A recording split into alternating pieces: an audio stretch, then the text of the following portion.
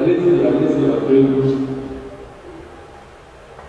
faudrait aussi que les étudiants parlent, parce que il est inclusif, c'est tout le monde. Merci monsieur le coordinateur pour la parole. Là, je suis Théo Spigeba, ingénieur cybersécurité chercheur en intelligence artificielle, également porteur de projet lié dans le cadre de la vitesse du planisme. Donc, comme contribution en fait sur les différentes stratégies et méthodes pour un habitat inclusif et intelligent, nous proposerons en fait une plateforme qui permettra au moins à la population de savoir des zones qui sont conformes en fait à certains habitats pour éviter à l'avenir des équipements de terreur et des morts qu'on a pu rencontrer ces dernières années pour les personnes qui sont allées dans des zones à risque en fait de se construire. Donc pour ça en fait nous proposons une plateforme déjà qui pourrait recenser en fait dans une ville des zones qui sont conformes en fait à l'habitat et à l'urbanisme urbain. Et également, nous avons un projet en fait que nous proposerons pour la gestion de l'eau, qui est un problème vraiment majeur dans nos sociétés, des fuites d'eau non contrôlées, des fuites d'eau, et qui met vraiment beaucoup de temps à être réparées, surtout dans nos quartiers. Et nous proposons, grâce à un projet que nous sommes en train de développer, un réseau de capteurs qui permettrait de pouvoir faire la détection rapide et en temps réel des fuites d'eau dans une localité et avoir une sorte d'alerte en fait de l'autorité compétente, c'est-à-dire des municipalités, des communes par exemple, ou Kamwata qui en charge par exemple de la distribution de l'eau, pour assigner par exemple un plombier direct pour résoudre ces problèmes. Donc, en tant que jeune, ce sont des propositions en fait, que nous apportons dans le cadre de l'urbanisme. Merci. Merci beaucoup, parce que le concours de l'émotion aussi a permis de toucher à un point qu'on n'a pas abordé, c'est la question de la gouvernance. Et peut-être aussi on peut aller vers une recommandation qui, comme sur les idées, demande d'encourager la mise en place de plateformes citoyennes s'appuyant sur le public. Et on a vu par exemple, c'est des expériences, même simplement avec le tableau de public, sur les questions comme les déchets, c'est des plateformes qui arrivent vraiment à concrétiser la notion de participation. Parce qu'on parle beaucoup de participation citoyenne, mais ce qui manquait, c'est les instruments de cette participation citoyenne. On les a de plus en plus sociaux. Peut-être que c'est l'occasion aussi de formuler une recommandation dans ce sens. Et nous avons la plateforme nouvelle avec les bases de données, tout ça inclut petits numériques, y compris les bases de données, les réseaux sociaux, etc. Voilà. Alors, on a vu la plateforme nouvelle, ça marche plutôt bien. Donc, merci pour cette intervention. Oui. Merci, monsieur le modérateur, pour la parole. Je suis APC Franck Kamwa, ingénieur en système d'information et génie logiciel. Alors, déjà, je travaille sur une plateforme pour la collecte et la gestion des déchets et qui met au cœur la participation des citoyens basée sur l'intelligence artificielle. Parce qu'on se rend compte qu'aujourd'hui, plusieurs personnes utilisent les smartphones, mais ne l'utilisent pas vraiment à des fins utiles. Alors, cette application, déjà, qui est en train d'être déployée pour le moment, qui m'a développé pour le moment, quand je vais dire au cœur les citoyens, donc un citoyen lambda en passant peut-être sur une route pour pouvoir mettre à l'ordure, il prend la photo de cette ordure dans le système et l'intelligence artificielle se charge, n'est-ce pas, de localiser exactement l'endroit et d'envoyer la lettre à qui de droit. Et dans une autre proposition, n'est-ce pas, que je voudrais faire, c'est une plateforme de gestion du trafic, parce qu'aujourd'hui on parle de vie intelligente et on voit aussi la communauté urbaine qui s'arrête de s'avancer de jour en jour, avec non seulement la population, mais aussi les véhicules. Et il faudrait qu'on mette sur pied, tout le monde se pense déjà à un système de gestion de trafic doit prendre en compte la croissance du nombre du parc automobile et aussi la gestion du parc automobile. Le système, n'est-ce pas, de gestion des mototaxis également. La gestion également des feux tricolores intelligents.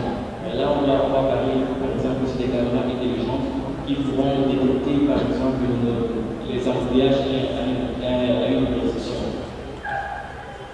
Donc, on pourra aussi parler, n'est-ce pas, d'une application mobile qui permettrait également pour n'importe quel citoyen à un moment donné de pouvoir se déplacer aisément dans la ville en consultant par exemple la plateforme pour voir quel est le trafic, quelle est la route où il y a plus de trafic. Donc voilà les propositions que nous faisons aujourd'hui. Merci. Merci. Oui. Oui.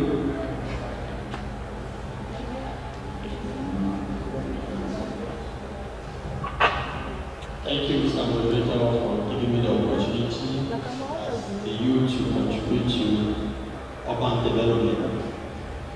My first worry and the contribution I have is, I think for me, if towns can be under total control of government planning, that's for example, in respect to habitats, if the government can be in total control of building, and so it can reduce and can give the town an identical image of each town, not even aside culture, because each region in Cameroon has a specific culture which they follow. So these towns can be built in line with their cultures.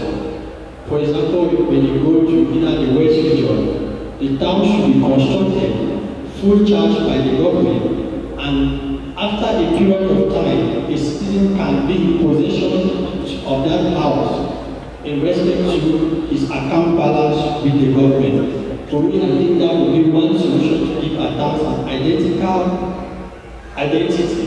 Because if you look, for example, the town here in Bafisa, we see at the level of height, the houses varies in height, which is one weakness for a town too. And secondly, what I would love to propose is the government to reduce its policies in either investing and also forecast the future while doing investment. For example, our roads should be built procrastinating the future generation, because nowadays we cannot live in building two-lane roads. Knowing the population in 10 years' time might increase, the numbers of cars will definitely increase, and all that. So if government can take into consideration why coming out development projects to procrastinate the future, and we know population is growing rapidly while resources are reducing, and following the team during development too, it's a good measure, because while developing, as Aya said, we need to foresee the future generation. So we cannot go across exploiting our resources, for example, energy resource, which some people had mentioned before. Why exploiting this energy resource? We should go back to renewable energy. For example, there's biogas nowadays, and we should increase our technology in our country.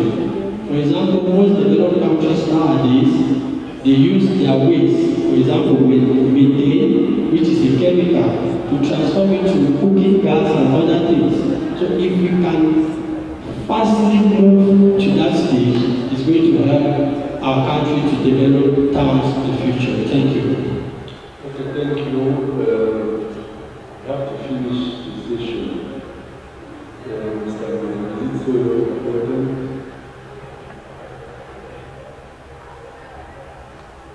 We still have 5 minutes and we have to conclude.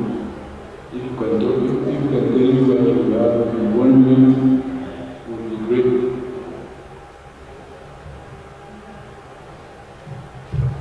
Merci, monsieur le modérateur. Je voudrais mettre l'accent sur le volet participation citoyenne dans la planification urbaine dans les villes. Et j'ai pris la parole tout à l'heure.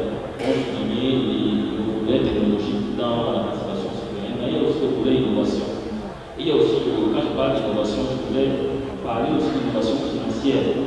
Comment est-ce qu'on peut mobiliser des fonds à travers la participation citoyenne pour des projets urbains ou des activités aussi de sensibilisation et de mobilisation communautaire afin de rendre nos vies plus sûres, de rendre nos vies plus intelligentes.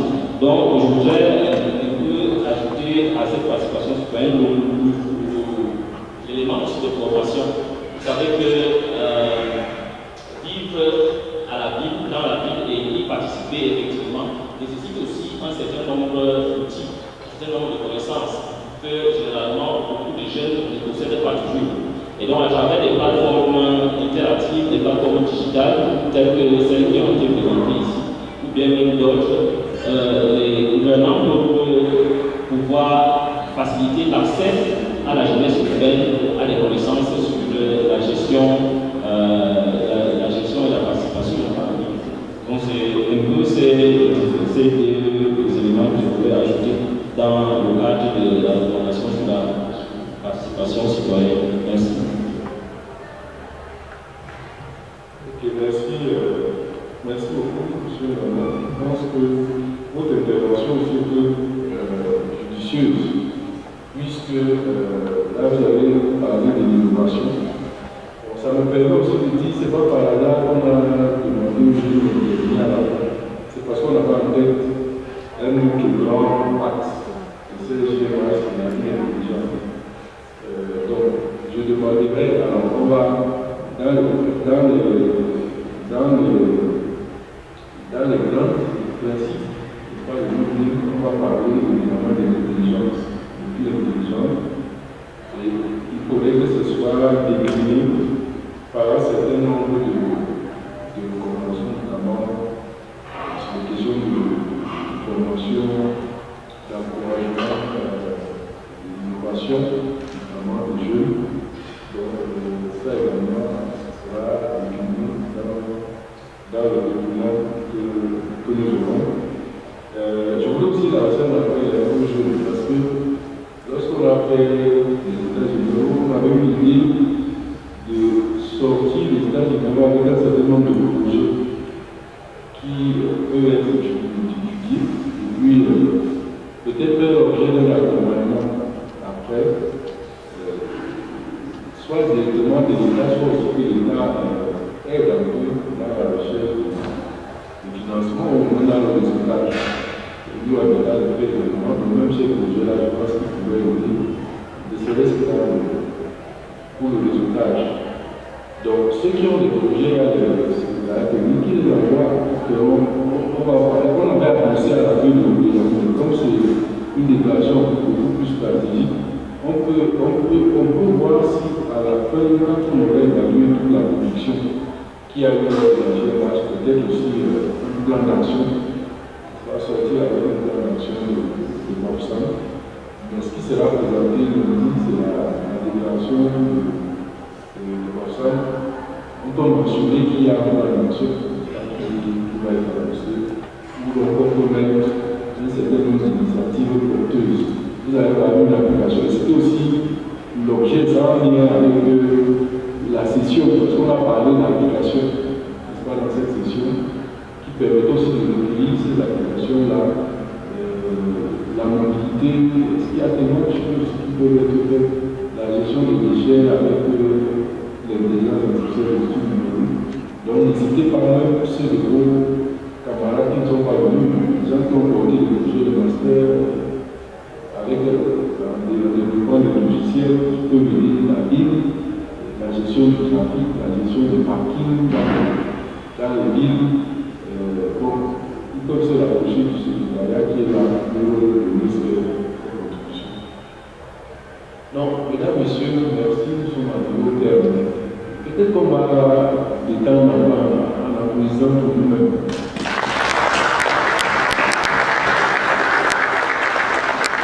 Alors, cet applaudissement marque aussi la fin d'une semaine de réflexion intense avec toutes les tables rondes qui se sont tenues ici ici même dans la salle. Et je tiens vraiment au nom de Madame le ministre d'État et de moi à vous remercier.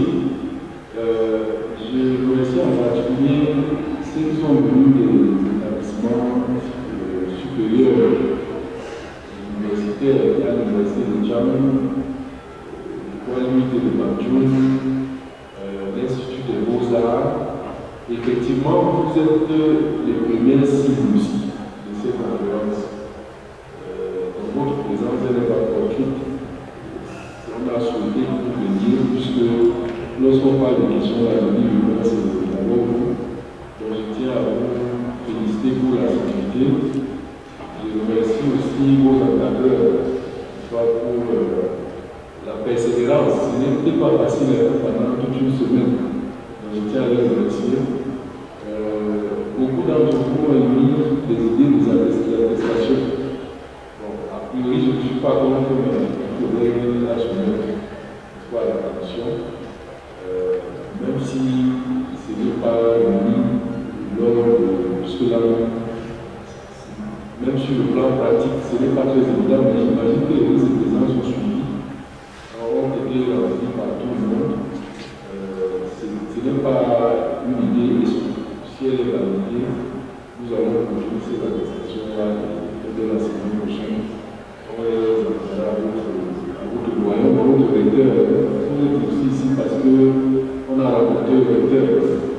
Sinon, il a donné aussi son mission pour le soir. Dans les autres participants, le maire du maire de Bernard, les maires du maire de Guinée, c'est impressionnant. Vraiment. Partie de Guinée pour ici, ça montre l'intérêt. Ça montre vraiment l'intérêt. Oui, de Marois, ça c'est quelque chose à saluer. On voit vraiment qu'il faut le faire. Ça montre l'intérêt pour le développement.